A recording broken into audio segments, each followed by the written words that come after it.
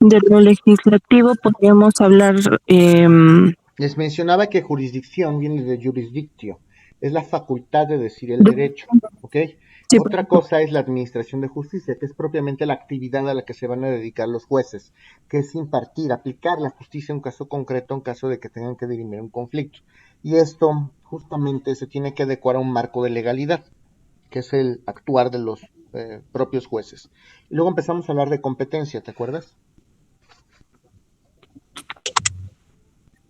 Sí, sí, bueno, a pesar de que ya empezábamos a retomar el tema, le había comentado, profesor, que me quedaban a mí dudas con respecto a la diferencia. O sea, yo por, Es justo lo que por vamos a ver hoy, no te preocupes. Justo es el tema entiendo, de hoy. quiero ver si a lo mejor está bien mi noción en Ok. cuanto a competencia, que Ujú. puede ser, por ejemplo, federal o local, de acuerdo a los tres niveles de administración, a los tres niveles De gobierno. de gobierno, que puede ser municipal, local o federal. Entonces, quiero pensar que la competencia tiene más que ver con un tema de si es en una localidad determinada o hablando de un tema federal, pues engloba todo el territorio mexicano. Ok, ahorita vamos a ver eso, no te preocupes.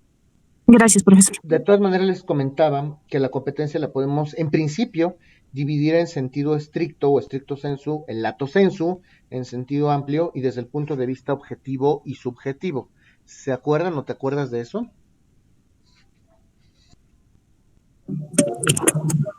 Sí, profesor, un poquito nos mencionaba que en sentido amplio tiene que ver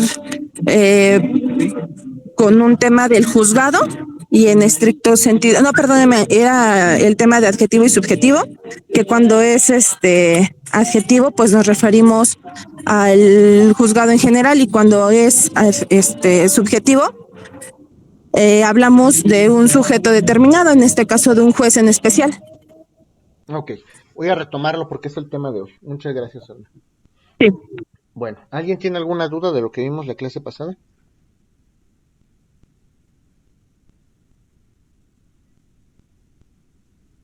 ¿Nadie? Pónganse a estudiar, niños. Muchos no han repasado las clases. Se viene un poco más complejo, ¿eh? Necesito que entiendan lo anterior. Bueno, entonces vamos a hablar justamente hoy de competencia. Para hablar de competencia tenemos que recordar, evidentemente, que es la jurisdicción, que parecieran ser lo mismo, sin embargo no es lo mismo. La jurisdicción, recuerden que es esa facultad que va a tener el juez o el poder judicial, alguna autoridad del poder judicial, puede ser un juez, puede ser un magistrado, puede ser un ministro. Esa facultad consiste en decir el derecho, aplicar el derecho al caso concreto. Mediante esa aplicación del derecho se va a extinguir un conflicto. Esa es la jurisdicción, es la facultad o la actividad propia de la autoridad jurisdiccional. Cuando hablamos de jurisdicción nos vamos a referir específicamente a la facultad que tienen esas autoridades para decir el derecho. En cambio, la competencia es el ámbito, vamos a entender como competencia ese ámbito de aplicación del ejercicio de la función jurisdiccional. ¿Qué quiere decir esto? Una cosa es la facultad que tienen todos los jueces en general para decir el derecho y otra cosa es específicamente en qué ámbito del derecho vas a tener esa facultad para decir el derecho. Y por eso es que existen varios criterios para saber si un juez resulta ser competente o no. Sí queda claro esto porque es importante. Entonces, la jurisdicción es propiamente la facultad que tiene cualquier juez, ¿eh? Sea de la materia que sea del nivel que sea. Es la facultad que tiene un juez para hacer lo que tiene que ser, que es decir, el derecho, aplicar el derecho al caso concreto. En cambio, ya la competencia es el ámbito de aplicación, el sector o la rama en particular en que va a ejercer esa jurisdicción un juzgador. ¿Sí me explico? Sí, porque los magistrados también forman parte del Poder Judicial. Recuerden que los magistrados conforman los tribunales unitarios, los tribunales colegiados, las salas regionales metropolitanas. Entonces, los magistrados son parte del Poder Judicial. Los juzgados que están tutelados por una sola persona se llaman juzgados o jueces, ¿no? Los funcionarios que están a cargo de un juzgado se les llaman jueces.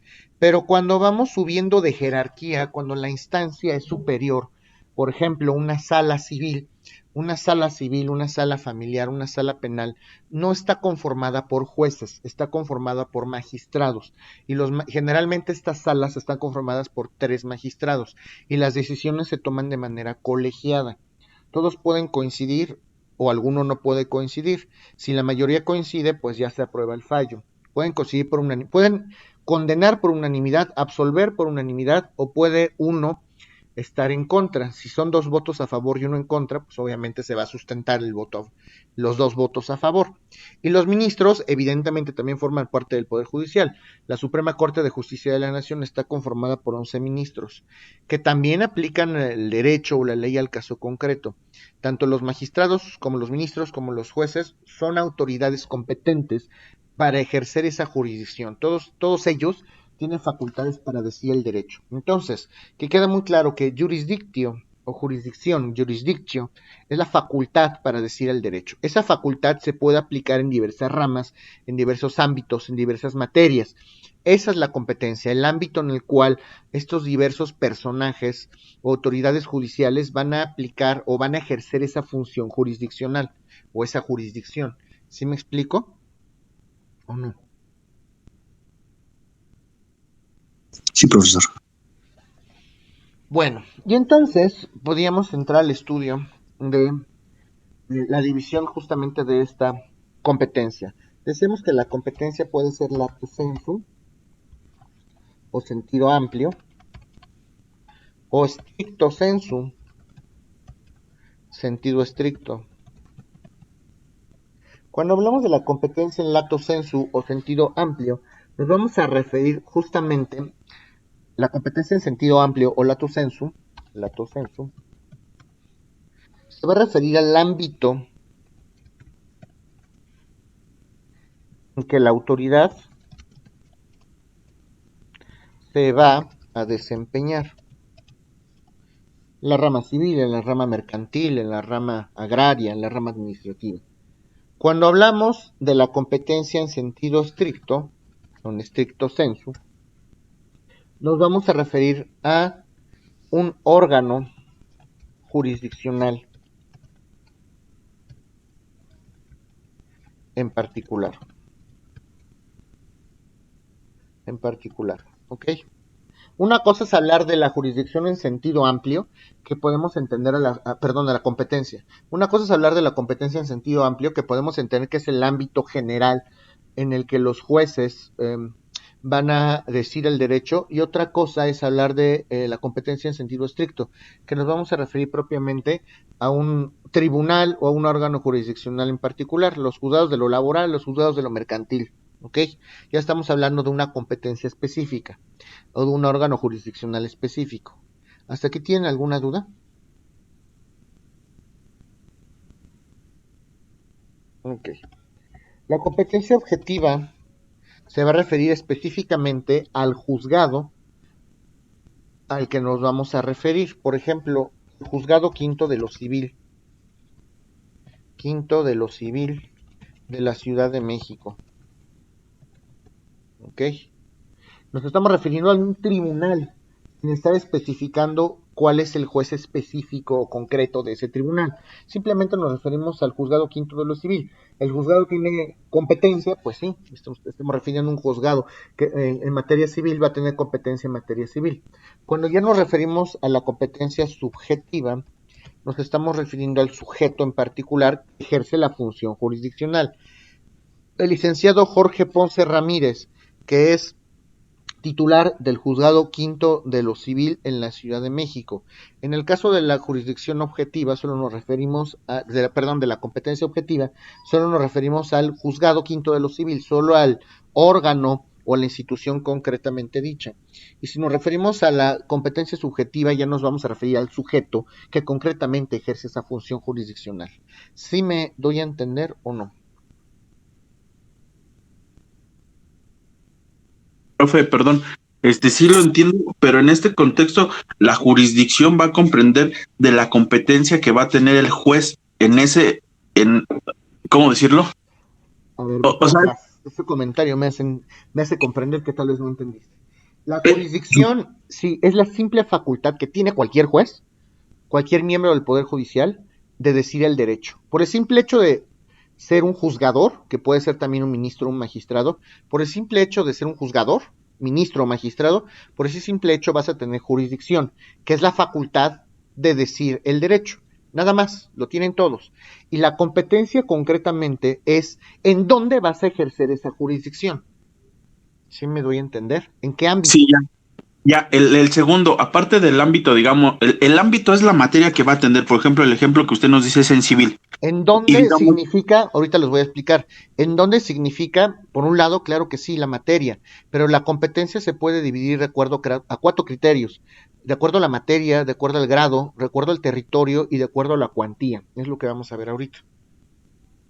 ok, gracias. Profesor, ahora una duda con respecto al estricto census.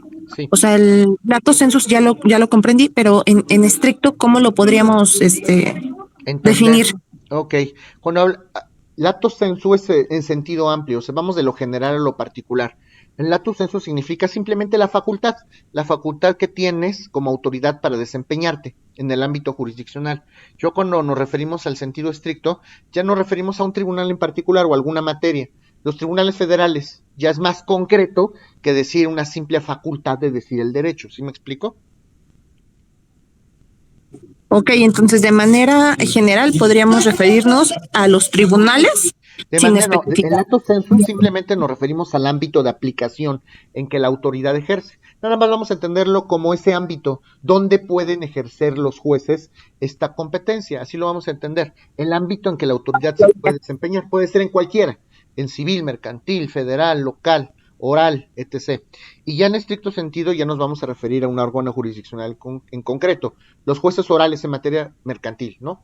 Los jueces orales en materia civil, sin especificar qué número de juzgado es o quién es el juzgador. ¿Sí me explico? Sí, profesor, ya me quedó claro, gracias. Claro, y cada vez se va haciendo más específico. Ya cuando hablamos de la competencia objetiva, ahora sí ya nos referimos a un tribunal en concreto, juzgado quinto de lo civil de la Ciudad de México. Y cuando todavía nos referimos al ámbito subjetivo, todavía más concreto. ¿Sí? Sí, profesor, clarísimo, gracias. Perfecto. Bueno, entonces esta competencia, muchachos, se puede dividir de acuerdo a 4 criterios. Por materia, por grado, por territorio y por cuantía. Así podemos dividir la competencia, esto es muy importante. ¿Cómo se divide la competencia por materia?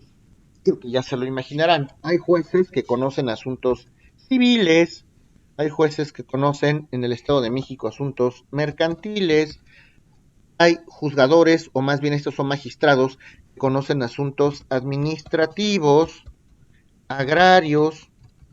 Con la reforma laboral que va a entrar en vigor en diciembre, aquí concretamente en la Ciudad de México, ahorita todavía hablamos de la Junta de Conciliación y Arbitraje, pero en el futuro, en diciembre, ya vamos a hablar de jueces laborales, entonces podemos hablar de la materia laboral hasta diciembre, porque todavía no son jueces.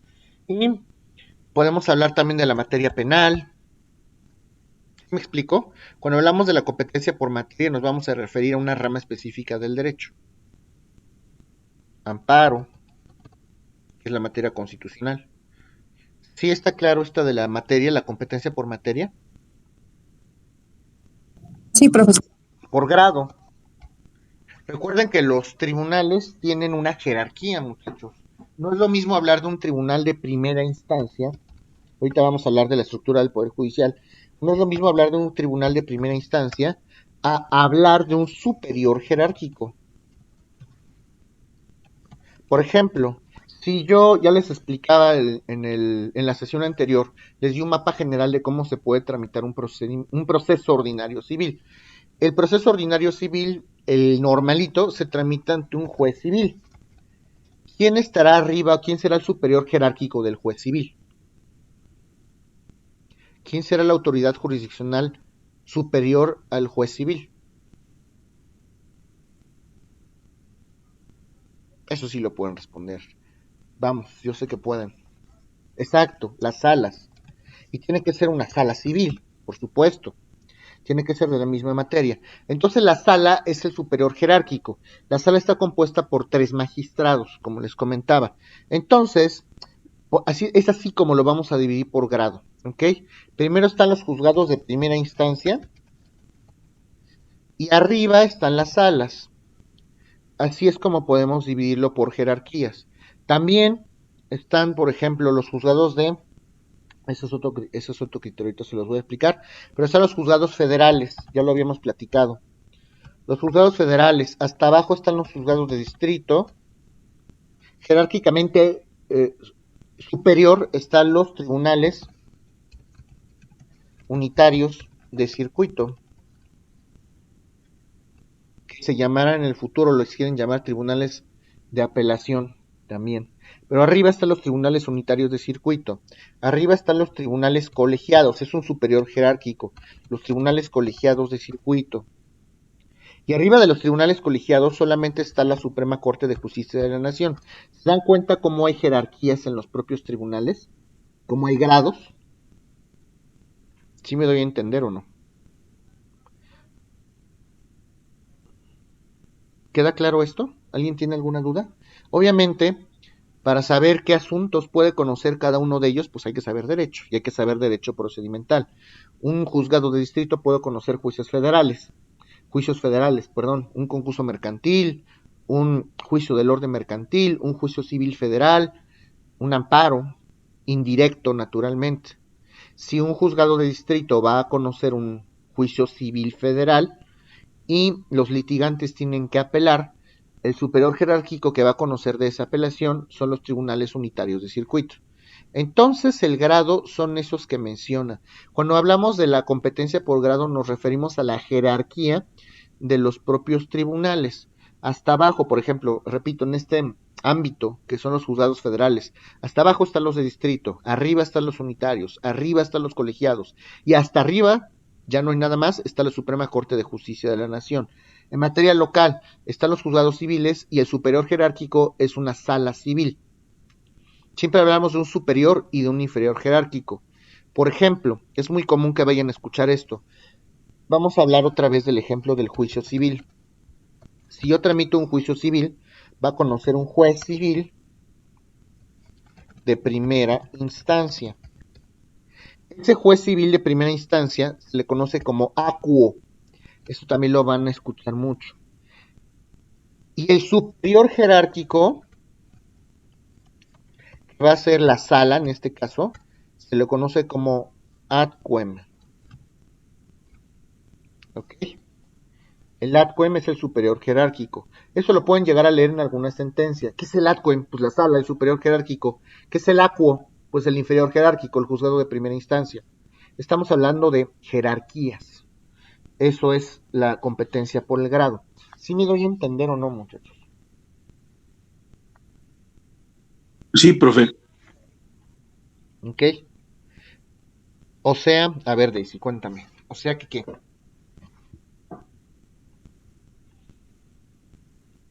O sea que siempre va a haber un inferior y un superior jerárquico. Sí, porque, pues, en algunas ocasiones resulta ser necesario la impugnación y el superior jerárquico tiene que conocer.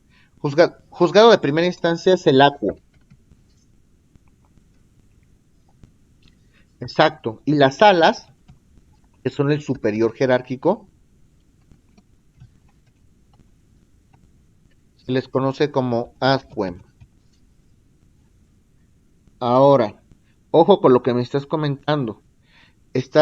A lo mejor estás mezclando un poquito el poder judicial local con el poder judicial federal. Cuando hablo de jueces civiles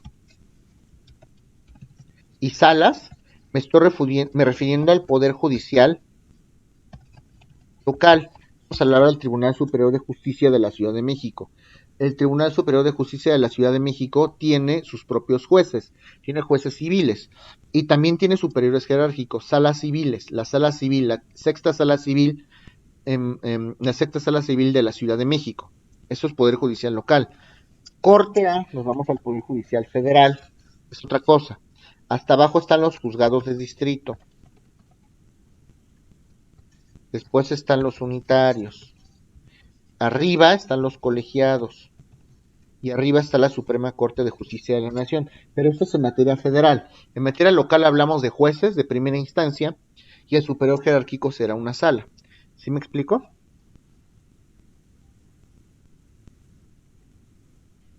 Profesor, ya me queda un poquito más claro cómo es la estructura, pero hablando del proceso, ¿en Ajá. qué momento podemos considerar que pasamos de la primera instancia a una segunda? Ok. Cuando vas a apelar, por ejemplo, cuando planteas un medio de impugnación, si tú pierdes la sentencia definitiva que dictó el juez quinto de lo civil de primera instancia, esa apelación no la puede resolver el propio juez quinto de lo civil. Qué padre, yo resolví la sentencia y ¿qué crees que pase si ese mismo juzgado conoce la apelación, si ese mismo juez conoce la apelación? Pues su criterio ya lo conocemos, su criterio es el mismo, va a confirmar la apelación, va a confirmar la sentencia, por eso tiene que conocerlo un superior jerárquico. Si ya el juez de primera instancia dijo que condena, pues ya él no puede conocer la apelación. La apelación sí se tramita, se presenta ante el juzgado, por supuesto que sí, pero no la tiene que resolver él. Ya les voy a platicar eso en su momento. Se presenta ante el propio juzgado, sí, le va a dar una oportunidad al contrario para que manifieste lo que su interés convenga, claro, y ya cuando tenga todo listo, ahora sí, va a remitir todas esas constancias de la apelación al superior jerárquico que es la sala, para que la sala resuelva. Cuando apelamos, entonces tiene que resolverlo el superior jerárquico. Imagínate que resolvieran todas estas apelaciones las mismas autoridades que dictaron la sentencia, pues en todos los casos o casi en todos los casos confirmaríamos esos actos, ¿no? Por eso no propiciaría ningún tipo de seguridad jurídica a los litigantes, ¿sí me doy a entender? Sí, y entonces quien tiene que resolver esa apelación es su superior jerárquico inmediato, ¿no? Sí, claro, que sería en este caso la sala. Ok, y por ejemplo, cuando en el proceso existe una vulneración y nos mencionaba que era necesario recurrir a un amparo, ¿el amparo se promueve también ante el superior jerárquico inmediato? Ojo, en el amparo, tratándose del amparo, y eso lo vamos a platicar, tratándose de amparo, primero hay un principio, que creo que se los había comentado, que es el principio de definitividad. Eso significa que para plantear un amparo directo, yo tengo que agotar previamente todos los mecanismos o medios de defensa que tengo al alcance. Por ejemplo, si pierdo la sentencia de primera instancia, es necesario que plantee la apelación, aunque sé que la vaya a perder. Si no la planteo, yo no puedo plantear el amparo directo.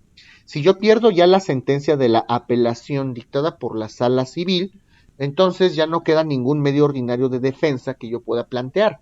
Ya se dictó en definitiva esa resolución. Como ya no hay ningún medio de defensa ordinario, ahora sí puedo plantear el amparo directo. El amparo directo se presenta contra actos que ponen fin en definitiva a un proceso tramitado en forma de juicio. ¿Ok? Entonces tengo que agotar la apelación, el recurso ordinario. Si no hay apelación, pues obviamente no tengo que plantear nada. Me voy al amparo directo, como es el caso de la materia laboral hasta ahorita.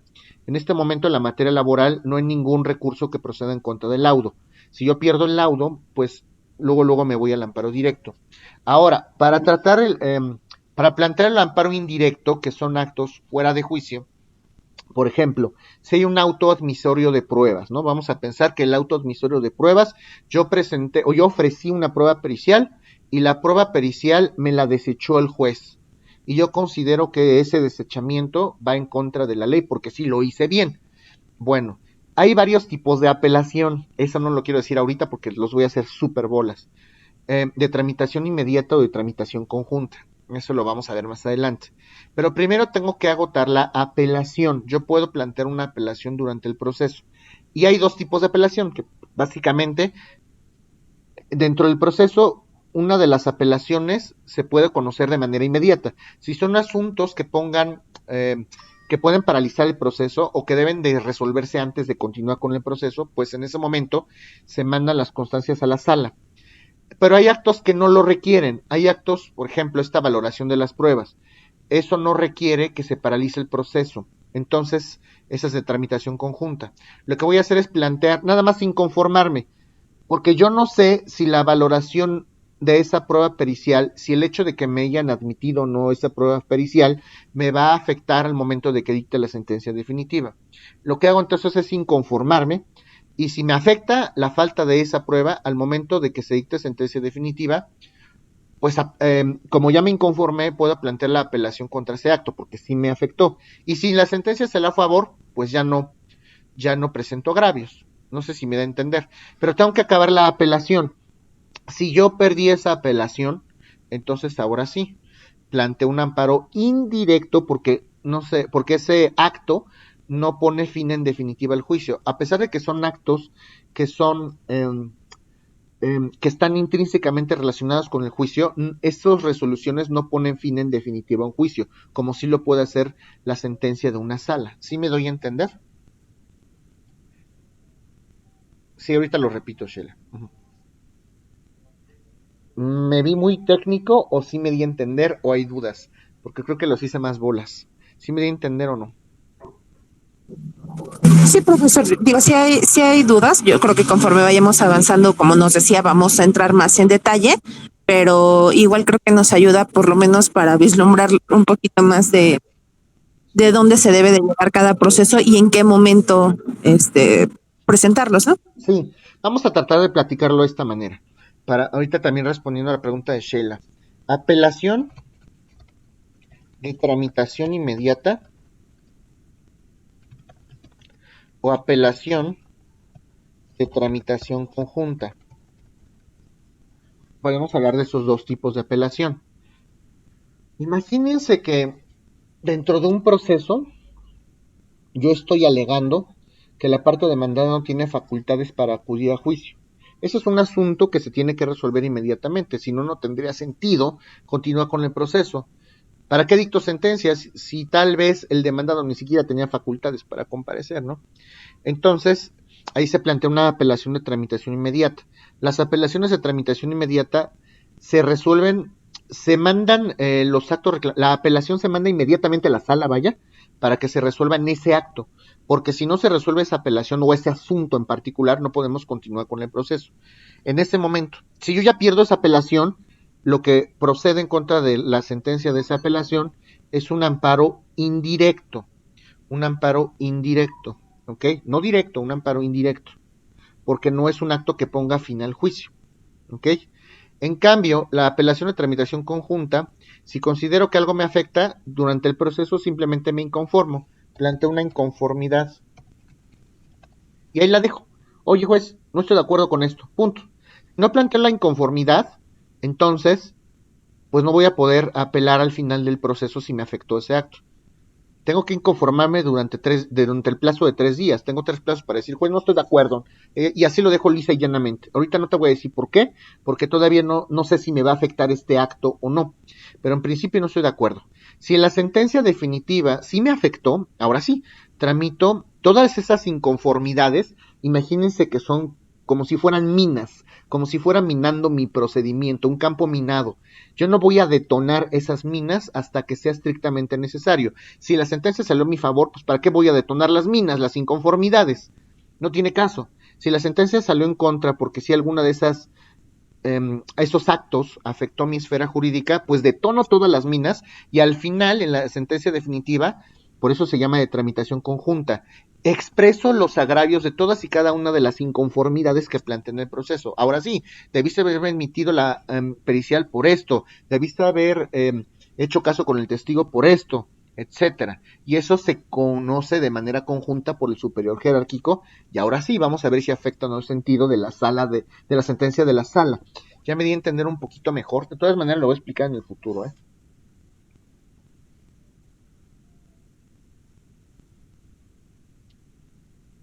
Sí me di a entender o no, muchachos. o un poco mejor, o un poco peor. Amparo directo, no. El amparo directo solamente procede contra actos que ponen fin en definitiva a un proceso tramitado en forma de juicio. Si yo perdí la sentencia definitiva, voy a apelar la sentencia definitiva. Si pierdo la apelación de la sentencia definitiva, ahora sí planteo el amparo directo. ¿Ok? Así tendría que ser. Eso lo vamos a ver más adelante. ¿Alguna otra duda, jóvenes? Profe, no, o sea, sí lo entiendo, pero los tecnicismos sí los tenemos que dominar, creo que ahí está el detalle. Pero ahorita, así como lo pone, es cuando, digamos, yo ingreso una demanda, la pierdo, ahí se apela. A ver, Posterior, promover una demanda es la palabra correcta, no ingreso. Promuevo una ok, demanda, llevo a cabo todo el proceso, tengo que llevar a cabo todo el proceso, tengo que agotar el proceso en todas y cada una de sus etapas. Al final del proceso el juez dicta una sentencia. Si yo perdí esa sentencia, tengo un medio ordinario de impugnación. Impugnar significa atacar, voy a atacar esa sentencia a través de una apelación. Esa apelación la va a conocer un superior jerárquico llamado sala, el AQUEM o el ADQUEM. ok, La sala va a dictar una nueva sentencia y la sentencia de la sala puede, si perdemos la apelación, la sala va a confirmar la sentencia. Perdiste, lo que dices es inoperante, improcedente e inoperante. Entonces confirmo que la sentencia del juzgador del ACUO está bien, se confirma el sentido de la sentencia. O si la gano, pues, la sentencia de la sala puede modificar la sentencia. Solamente quiero que modifiques en cuanto a lo que se refiere a la admisión de la prueba, ¿no? O que no condenes por 1,000,000 de pesos, condena por 5 millones de pesos, ¿no? Por decir algo. O de plano está muy mal y la sala ordena revocar en su totalidad la sentencia para dictar una nueva con base en algunos criterios. Eso pasa si gano una apelación. ¿Sí me doy a entender o no? ajá, y eso se queda en la sala, que está viendo el cosa más, La sala dicta la sentencia y obviamente la sala le va a remitir, le va a mandar esa sentencia al inferior jerárquico, el juez de primera instancia. Claro que se lo va a mandar. Oye, juez, tienes que acatar esta sentencia. Dicta una nueva sentencia porque la anterior fue revocada y tiene que volver a dictar una nueva sentencia. Ok, y entonces si la sala, si también pierdo en la sala, puedo apelar para que suba a otro nivel No, como... si pierdes la apelación, ya no hay ningún medio ordinario de defensa, ya no hay nada que hacer. Y como ya no hay ningún medio ordinario de defensa, lo único que procede, en caso de que esa sentencia se refiera a la totalidad del juicio, es presentar un amparo directo. Ok, ya. Uh-huh. Y el indirecto es cuando está todavía en el proceso, pero puede beneficiarme y El lo amparo puedo meter. indirecto se refiere a violaciones que se dan fuera de juicio o violaciones que no ponen fin en definitiva a un procedimiento tramitado en forma de juicio. ¿Sí me explico? Ya, gracias. Sí, eso lo vamos a ver después. ¿Alguien más? Bueno, esto es nada más para que entiendan cómo es la competencia por grado. No se preocupen, todo esto lo vamos a repasar más adelante. Es materia del curso, de hecho. La competencia también se puede dividir por territorio, que es justamente lo que decía Alma. Puede haber jueces federales, puede haber jueces locales, federales, puede haber jueces locales, puede haber jueces municipales incluso. Naucalpan tiene sus propios jueces, Huixquilucan tiene sus propios jueces, Coatzacoalco tiene sus propios jueces, sí me doy a entender, pero finalmente son jueces pertenecientes al Estado de México. Y los jueces federales, ya se los comenté, un juez de distrito, un tribunal unitario de circuito, un tribunal colegiado de circuito, la Suprema Corte de Justicia de la Nación. Esa es otra manera de establecer la competencia. ¿Sí me doy a entender o no? Sí, Ok. Por la cuantía, esto es también más fácil. Recuerden que hay jueces de cuantía menor y nos vamos a referir al Poder Judicial local aquí en la Ciudad de México. Hay jueces de cuantía menor. A estos jueces de cuantía menor antes se les conocía como jueces de paz. Los que conocían la cuantía menor. Me parece que ahorita la cuantía está más o menos aproximadamente bajo de los 300,000 pesos, una cosa así. Si el asunto está bajo de los 300,000 pesos, entonces va a conocer un juez de cuantía menor, ¿ok? Si el asunto sobrepasa algo así, estamos hablando de tipo 365,000 pesos, habrá que revisar las cuantías, entonces no puedo conocer un juez de cuantía menor, va a conocer un juez oral civil. Y si el asunto del negocio rebasa, me parece que los 760,000 pesos, una cosa así, rebasa los 760,000 pesos, entonces el asunto ya se va a tramitar ante un juez civil ordinario, común, ¿ok? Ante un juez civil de primera instancia del Tribunal Superior de Justicia de la Ciudad de México. Esa es otra forma de dividir la competencia o de establecer competencia, de acuerdo a la cuantía. Hay algunos casos en los cuales la competencia se establece, como se lo estoy comentando ahorita, conforme al valor del negocio. Si yo voy a demandar un monto de, si me prestaron 10,000 pesos, ni para los pasajes va a salir, además. Pero pues tendría que conocer un juez de primera instancia, un juez de cuantía menor, perdón. ¿Sí me explico?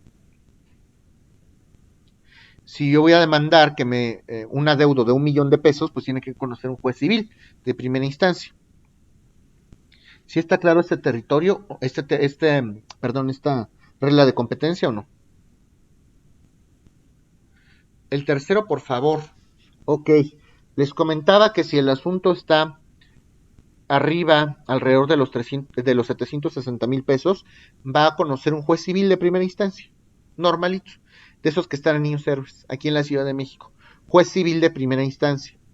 Si la cuantía del proceso, del monto del negocio, oscila entre los 65,000 pesos y los 700,000 pesos, pues el juicio será oral. Tienen que checar las cuantías cuando vayan a reclamar un adeudo. Y si es abajo de los 300,000 pesos, pues conoce un juez de cuantía menor. ¿Sí me doy a entender o no? Ok. Bueno, ¿hasta aquí alguien tiene alguna duda, jóvenes? Ok. Bueno, muchas cosas más que platicar en torno a esto de la competencia. Ya se los había comentado, cuando voy a darle trámite a una demanda por primera vez, todavía no sé qué juzgado me va a tocar. Obviamente tengo que saber cuál es el juzgado competente. Si yo sé que el asunto es del orden civil y que le toca conocer a un juez de primera instancia en materia civil, tengo que dirigir la demanda al C juez en turno, lo vamos a ver más adelante. C juez de lo civil. A ver. C juez de lo civil en turno, en esta Ciudad de México. Y lo promuevo, yo saco una cita en Oficina de Partes a través de internet, me van a dar un código QRL, me va a decir que me presente en un módulo específico a una hora y tengo que llevar mi demanda, mi escrito inicial de demanda. Como todavía no sé qué juez va a conocer, dirijo la demanda al C juez de lo civil en turno en materia civil en la Ciudad de México. Y cuando me reciban la demanda, me van a dar mi acuse de recibo. En el acuse de recibo, en la parte de atrás, ahí sí ya me van a asignar un juzgado 16º de lo civil, en la Ciudad de México. ¿Ok? Si está claro, entonces, quien asigna los juzgados concretamente, pues es la propia oficialidad de partes común. ¿Sí me doy a entender o no? Sí. Ok. Eso lo vamos a ver cuando le explique los procesos. Ahora, puede haber conflictos para que un juez conozca un asunto. Claro que los puede haber. Puede haber conflictos en torno a la competencia. Y hay que manejarlos, hay que solucionar estos conflictos de manera preventiva o hay que solucionar estos conflictos de manera previa antes de que yo continúe con el proceso. Yo tengo que solucionar estos conflictos de competencia, si es que los hubiese. Si el actor plantea una demanda, evidentemente el actor es el que pretende fijar la competencia. Yo voy a plantear mi demanda ante los juzgados civiles de la Ciudad de México de primera instancia. El actor asume que que son esos jueces los que deben de conocer el asunto. Pero ¿qué pasa si el demandado considera que ese juez no es competente? ¿Se puede defender? La respuesta es sí. A través de las excepciones y defensas, el demandado puede plantear la excepción de incompetencia. Oye, juez, no te hagas, tú no puedes conocer. El monto de este negocio es de 600,000 pesos y tú eres de cuantía menor. Tú no puedes conocer, tienes que remitirle este expediente a un juez en materia oral civil. Y ya estoy planteando la falta de competencia por parte de ese juzgador. El juzgador, después del desahogo de vista las excepciones y defensas, después de la etapa de conciliación, tiene que decidir o tiene que resolver estas excepciones antes de iniciar la etapa probatoria, porque no tendría sentido iniciar la etapa probatoria si no es competente. ¿Para qué inicio una instrucción? ¿Para qué sigo adelante con el proceso si al final lo voy a hacer competente? Estamos gastando tiempo, dinero y esfuerzo todos. Por eso estos asuntos son de previo y especial pronunciamiento. Si hay un conflicto en la competencia, lo tiene que decidir el juez antes. ¿Okay? No nos conciliamos. Okay. Entonces, ahora permítame el expediente. Vamos a ver si hay alguna excepción de previo y especial pronunciamiento, como esta, de la falta de competencia. Y ahí mismo va a decidir el juez, o a lo mejor lo cita para dictar una sentencia interlocutoria. Ahorita les digo qué es eso. Luego les platicaré. ¿Okay? Va a dictar una resolución el juez donde decida si es competente o no. Tiene razón, demandado. Yo no soy competente, le voy a mandar este expediente a un juez de cuantía menor. Y eso es una excepción dilatoria. Recuerden que hay dos tipos de dilatoria. Recuerden que hay dos tipos de excepciones, las dilatorias y las perentorias. Ya también lo habíamos visto. Las excepciones dilatorias son las que tienden a dilatar o aumentar los tiempos del procedimiento, pero de ninguna manera van a destruir la acción que plantea el actor. ¿Okay? Voy a hacer tiempo, es una excepción dilatoria, es para dilatar el proceso. ¿Okay? La incompetencia, pues, ok, soy incompetente, pero pues tarde o temprano va a conocer un juez que sí sea competente y se va a resolver, quieras o no, solamente estás haciendo tiempo. En cambio, la excepción perentoria sí tiene como objetivo destruir la acción planteada por el actor. ¿Como qué? Como una excepción de pago, ya lo habíamos visto, una excepción de pago. Si yo estoy demandando el pago de 1,000,000 de pesos, el demandado pone la excepción de pago. Oye, o pongo la excepción de pago, sí te pagué, aquí están mis comprobantes, aquí están las transferencias bancarias. Esa es una excepción perentoria, tiene como objetivo destruir, pulverizar, triturar la acción del actor. ¿Sí me doy a entender o no?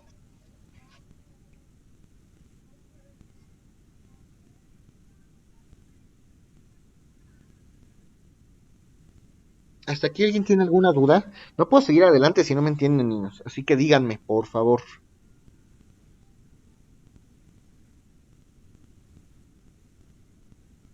Con la dilatoria solo se procura ganar tiempo. Sí, las excepciones dilatorias simplemente, el único efecto, la única consecuencia de las excepciones dilatorias es que vas a prolongar los tiempos del proceso, pero no tienen como objetivo destruir la acción. Con las perentorias sí. Perentoria viene de perecer, destruir, matar, en pocas palabras. No voy a matar la excepción del actor, si así lo quieren ver. ¿Ok? ¿Sí? ¿Alguna otra duda, jóvenes? ¿Entienden todo lo que estoy comentando o no?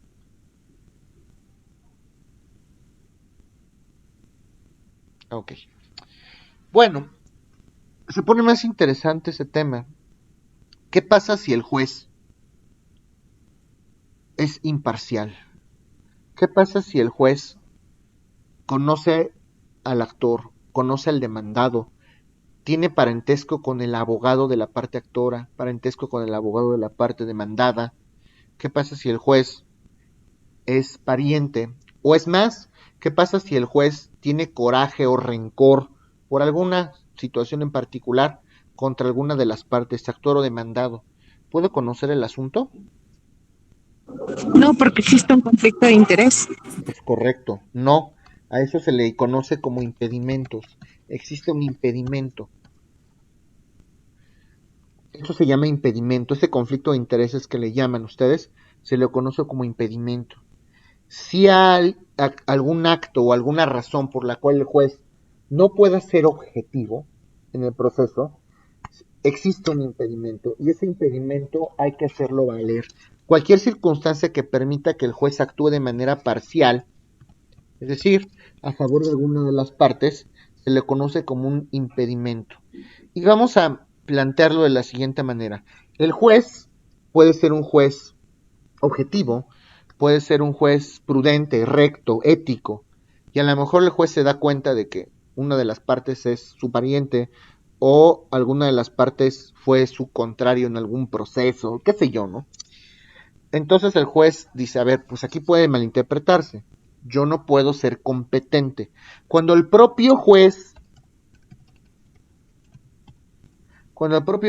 dice que no puede conocer, se excusa de conocer, hablamos de excusas, ¿ok? Cuando el propio juez dice, yo no puedo conocer, entonces el juez se excusa. Yo no puedo conocer, no puedo tener competencia en este asunto. ¿Por qué? Pues porque yo podría llegar a tener interés, no puedo ser objetivo. Yo como juez solicito que cambien de competencia, ¿ok? Yo lo solicito. Pero ¿qué pasa si el juez se hace pato? Ay, mira qué buena onda, aquí está mi amigo, el abogado del actor. ¿Cómo está, licenciado Francisco Peña? ¿Qué todo dar? ¿Verdad que vamos a ganar? Pues usted échele ganas y va a ver cómo sí ganamos. Ah, pues entonces el abogado del demandado lo que va a hacer es pedir que el juez no conozca ese asunto. Entonces lo que va a hacer el demandado es plantear una figura que se llama recusación. Cuando las partes son las que le tienen que pedir de la manera más amable y más atenta que el juez no conozca ese asunto porque no es competente, y no es competente porque tiene algún impedimento, a esa figura se le llama recusación. Voy a recusar al juez. Yo le tuve que pedir al juez que no conociera porque no puede ser competente, tiene algún impedimento. Eso es cuando lo pedimos las partes. Cuando solito el juez dice yo no conozco, a eso se le llama excusa. ¿Sí les queda clara la diferencia?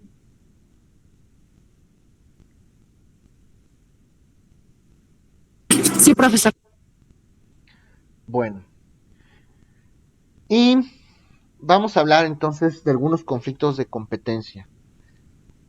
Por ejemplo, hablar de administración de justicia, para plantearlo. Una cosa es hablar de declinatorias, es una figura nueva que les voy a enseñar, declinatorias. Y otra cosa es hablar de inhibitorias. Una cosa son declinatorias y otra cosa son inhibitorias. ¿Ok? Cuando el mismo juez, por la razón que sea, cuando el mismo juez se declara el mismo incompetente, se dice que está declinando su competencia. ¿Por qué podría pasar esto? Imagínense que el juez solito se excusa, él solito está declinando la competencia. O si una de las partes plantea una recusación y el juez dice, no, pues sí, tienes razón, me abstengo de conocer este asunto, yo mismo me declaro incompetente. A eso se le llama declinatoria. Cuando solito el juez se declara incompetente, ya sea porque las partes lo piden o porque él mismo dice que no. Pero aquí el juez solito tiene que decir que no. ¿Sí me explico? Hablar de inhibitoria significa que otro juez distinto a él le solicita de la manera más atenta no conozca ese asunto porque es incompetente. Puede ser por muchas razones. No es tu materia, no es el grado, no es la competencia. Voy a acumular este asunto. Pero otro juez le pide a otro que se abstenga de conocer un asunto a través de una inhibitoria. Inhíbete de conocer el asunto. ¿Sí me doy a entender o no?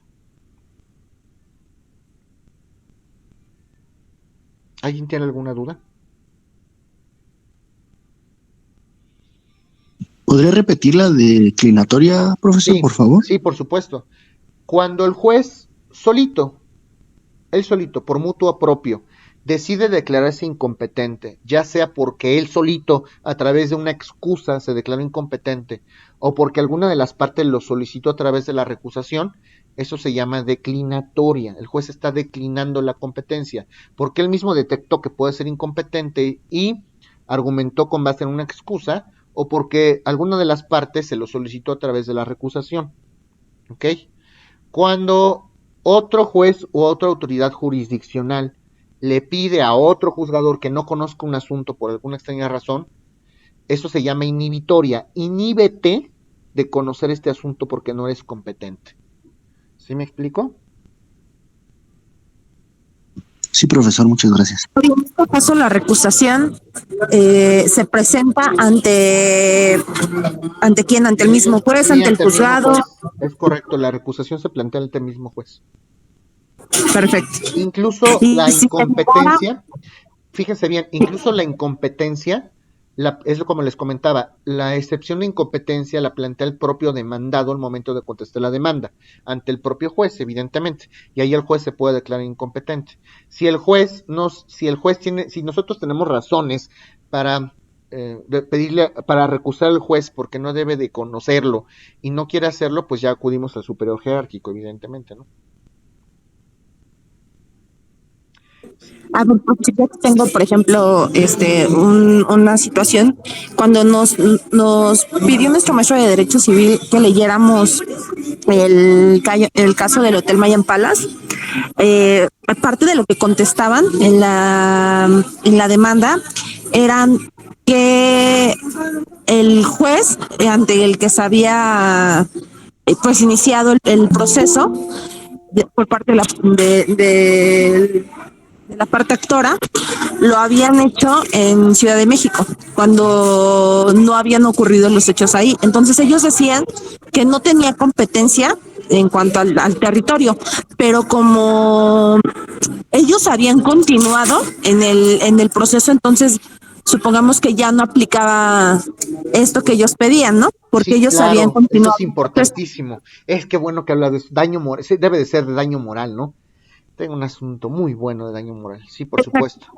Sí, claro. A ver, cuando yo acepto, al contestar la demanda, si yo acepto expresamente la competencia, o sea, si yo no planteo la excepción de incompetencia, estoy aceptando tácitamente la competencia de ese juzgado, aunque no le toque conocer. Eso es correcto. Hay varias reglas para determinar la competencia de un juzgado. Una de ellas puede ser el domicilio de las partes, otra de ellas puede ser el monto, otra de ellas puede ser dónde sucedieron las cosas, dónde se casaron los cónyuges, etcétera. Hay varias reglas para determinar la competencia. Todas vienen en el Código de Procedimientos Civiles. Pero si yo sé que el juez puede no ser competente, yo tendría como demandado, si es mi deseo, que oponer la excepción de incompetencia. Si yo no opongo la excepción de incompetencia, tácitamente estoy consintiendo la competencia de ese juzgado. ¿Sí me explico? Profesor, usted hablaba de la inconformidad, que eran como minas. ¿No podría ser en este caso poner la inconformidad nada más? No, porque la inconformidad se refiere específicamente a las apelaciones de tramitación conjunta. ¿Ok? No es la herramienta adecuada para alegar la incompetencia. La incompetencia es un argumento que sirve, es una defensa, es un argumento que sirve para defenderme en contra de los argumentos del actor. En cambio, la inconformidad es uno de los procedimientos o es un instrumento o es un móvil para que yo pueda plantear una apelación de tramitación conjunta. ¿Sí me doy a entender? Okay, Profe, sí, ¿puede repetir el segundo, por favor? ¿Cuál segundo? ¿La apelación o a qué te refieres con segundo? Es que dijo incompetencia, pero ya no alcancé a escribir el otro. Lo que les estaba comentando hace un momento es que la herramienta idónea para alegar incompetencia es una excepción o defensa, ¿ok? En cambio, la apelación es un medio de impugnación, es un recurso ordinario de defensa que tiene su manera específica para tramitarse, ¿ok? A eso me refiero con la inconformidad. Para plantear una apelación de tramitación conjunta, si yo estoy en contra o si yo considero que algún acto dentro del proceso pues es contrario a derecho, tengo 3 días para inconformarme, nada más hago un escrito diciendo al juez, estoy inconforme. Y al final, si me afectó ese acto, lo que voy a hacer es detonar la bomba y expresar agravios cuando se dicte la sentencia definitiva. ¿Sí me doy a entender o no? Sí, profesor, entonces aquí, por ejemplo, si sabemos que el juez no tiene competencia por territorio, por ejemplo, forzosamente tenemos que manifestarlo al momento de hacer la contestación, porque Claro. si los oxido, el proceso va a seguir, ¿no? Claro, yo estoy consintiendo tácitamente esa competencia. ¿Sí me doy a entender? Yo como Sí, demandado tengo que oponer la excepción de incompetencia. Si no, pues es que estoy de acuerdo con que ese juzgado conozca el asunto, ¿no? ¿Ok? Debe de ser de manera inmediata. Cuando te emplazan a juicio, tú tienes un plazo para contestar la demanda. Por lo general son 15 días. Entonces, dentro de ese periodo de 15 días, en tu propia contestación a la demanda, tú tienes que abrir un capítulo de excepciones y defensas y ahí planteas esta excepción de incompetencia. En los procesos hay plazos. Si no contestaste la demanda, pues ya fuiste, evidentemente. Si la contestaste pero no planteaste la excepción de incompetencia, pues ya no la planteaste. Ya consentiste tácitamente esa competencia. ¿Ok? Ok. ¿Alguna otra duda, jóvenes? Bueno, son las 10:20. Nos vemos a las 10:30, por favor.